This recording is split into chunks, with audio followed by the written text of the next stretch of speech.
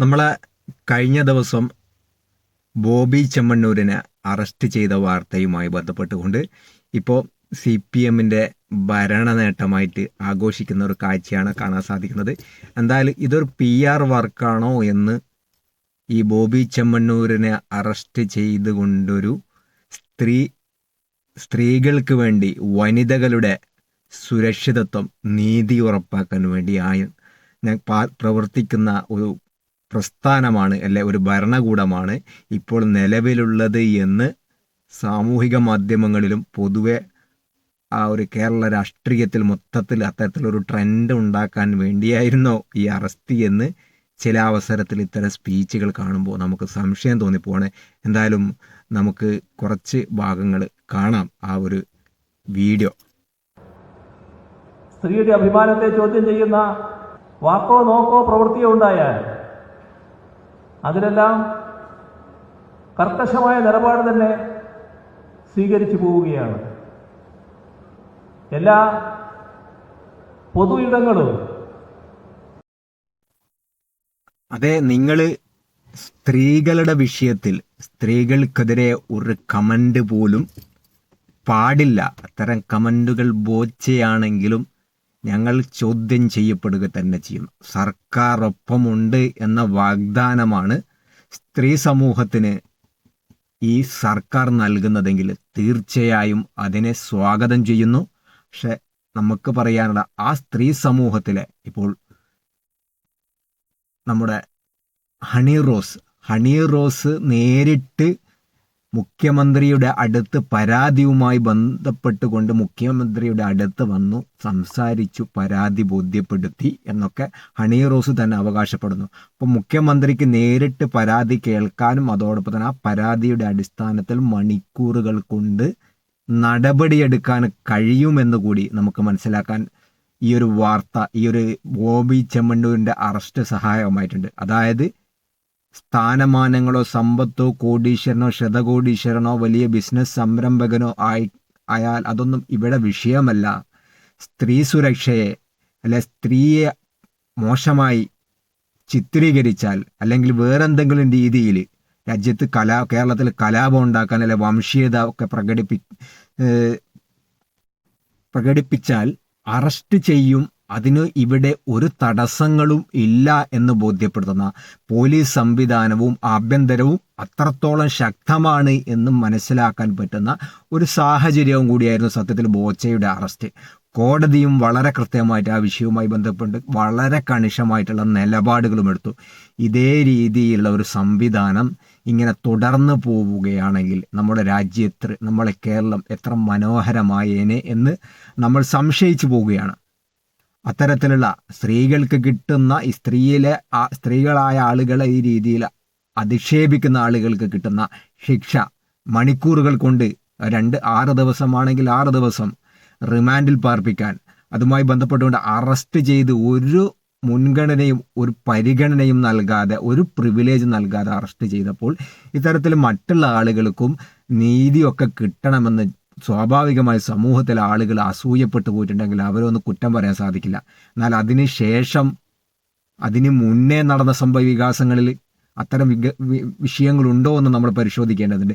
PC ജോർജിന് എന്തുകൊണ്ട്, അതോ സ്ത്രീകൾക്കെതിരെ ഈ അധിക്ഷേപം നടത്തുന്നതിന് മാത്രമാണ് മുഖ്യമന്ത്രിക്ക് പരിഗണന?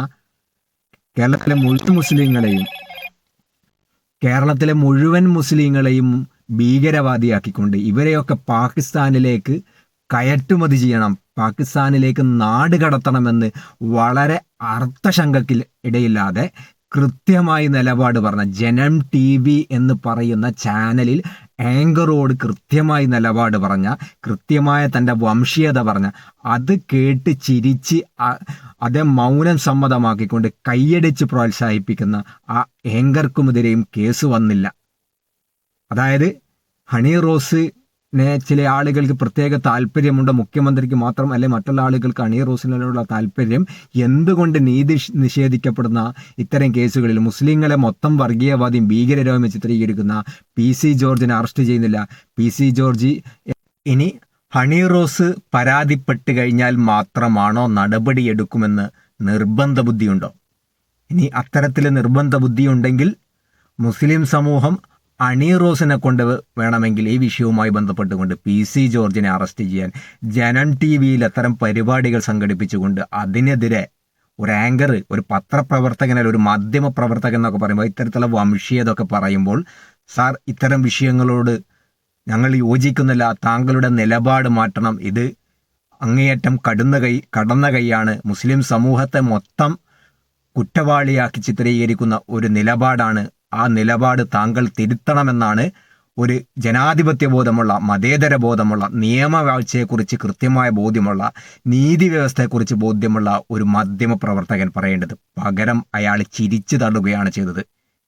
ഈ വിഷയവുമായി ബന്ധപ്പെട്ടുകൊണ്ട് മുസ്ലിം സമൂഹത്തിലെ ആളുകൾ ഹണി റോസിനെ കണ്ട് ഹണി റോസിന് പരാതി കൊടുത്ത് ഹണി റോസ് താങ്കളെ നേരിട്ട് വന്ന് പരാതി കൊടുത്താൽ മാത്രമേ നിലപാടെടുക്കൂ, അല്ലെ PC ജോർജിനെ അറസ്റ്റ് ചെയ്ത് ജയിലിൽ അടക്കൂ എന്ന് വാശിയുണ്ടോ?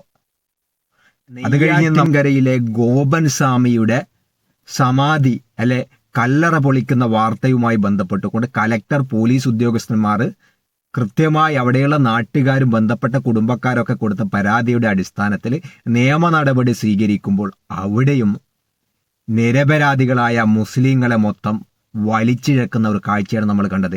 ഇത്തരം നിയമ നടപടിക്കും പോലീസും കലക്ടറും ഒക്കെ ഇവിടെ വരാൻ കാരണം മുസ്ലിങ്ങളാണ് എന്ന് പറഞ്ഞുകൊണ്ട് ആ മരണപ്പെട്ട വ്യക്തിയുടെ മകൻ പോലും പച്ചക്ക് വർഗീയത പറഞ്ഞു. പക്ഷെ ആ വ്യക്തിയുടെ പേരിൽ ഒരു നിയമ നടപടിയും അത്തരത്തിൽ ആ ഒരു ജനക്കൂട്ടത്തിനിടയിൽ ഒരു കലാപാഹ്വാനം നടത്തുന്ന രീതിയിൽ ഈ ഒരു പ്രസ്താവന നടത്തിയതിനെതിരെ ആ വ്യക്തിക്കെതിരെ കലാപാഹ്വാനത്തിന് കേസെടുത്തില്ല. അവിടെ വന്ന VSDPയുടെ സംഘപരിവാരത്തിൻ്റെ നേതാവും ഇതേ രീതിയിൽ കലക്ടറെ ഭീഷണിപ്പെടുത്തിക്കൊണ്ട് ഞങ്ങൾക്കിവിടെ ആളുകളെ സംഘടിപ്പിച്ചുകൊണ്ട് പ്രശ്നമുണ്ടാക്കാൻ കഴിയുമെന്ന് പറഞ്ഞുകൊണ്ട് മറ്റൊരു വിഷയം അവിടെ ഉണ്ടാക്കി.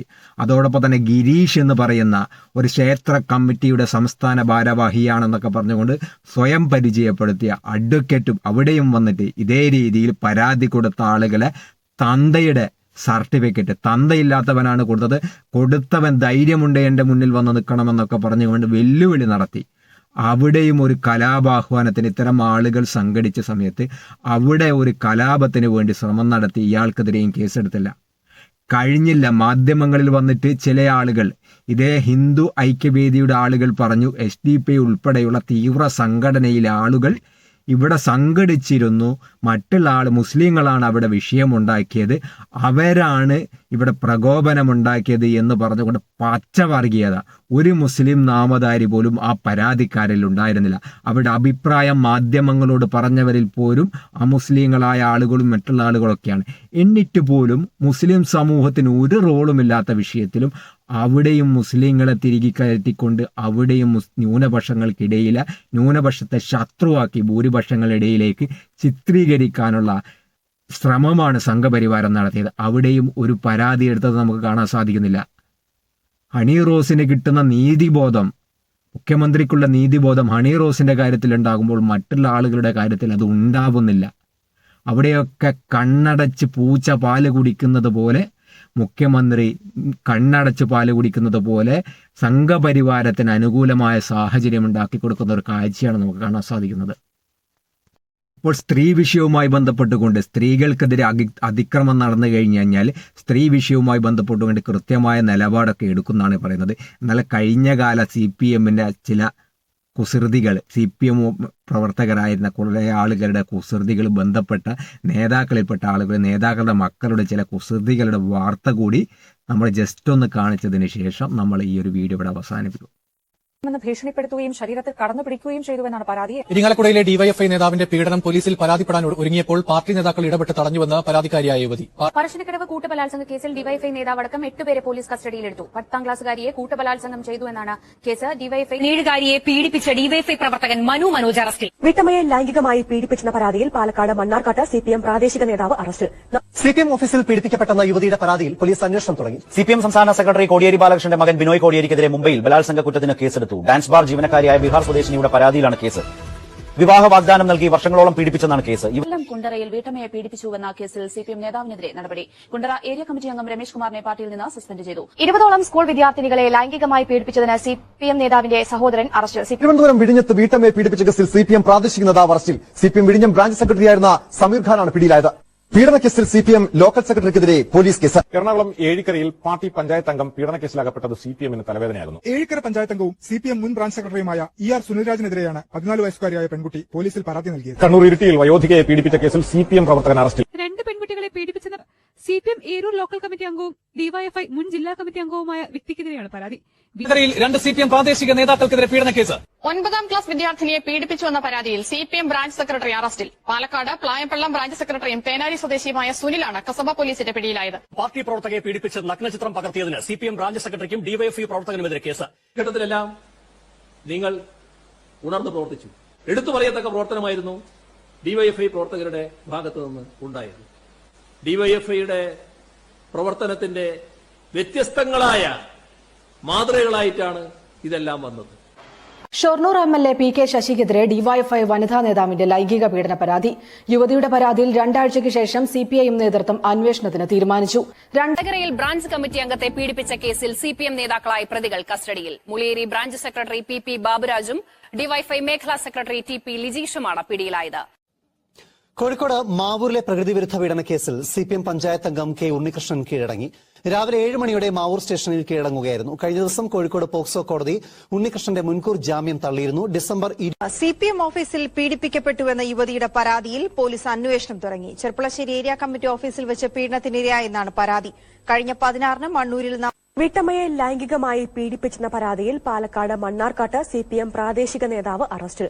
നാട്ടുകാൽ കൊടക്കാട് ബ്രാഞ്ച് സെക്രട്ടറി വിജേഷിനെ നാട്ടുകൽ പോലീസാണ്. ഭർത്താവ് വിദേശത്തുള്ള 2 കുട്ടികളുടെ മാതാവായ യുവതിയെ CPM Thiruvalla town north local സെക്രട്ടറിയായ സജിമോൻ പീഡിപ്പിച്ച് ഗർഭിണിയാക്കിയെന്ന് കാണിച്ച് യുവതിയുടെ അമ്മ പത്തനംതിട്ട ജില്ലാ പോലീസ് മേധാവിക്ക് 20ഓളം പേർ പീഡനത്തിന് ഇരയാക്കി എന്നുമായിരുന്നു കുട്ടിയുടെ മൊഴി.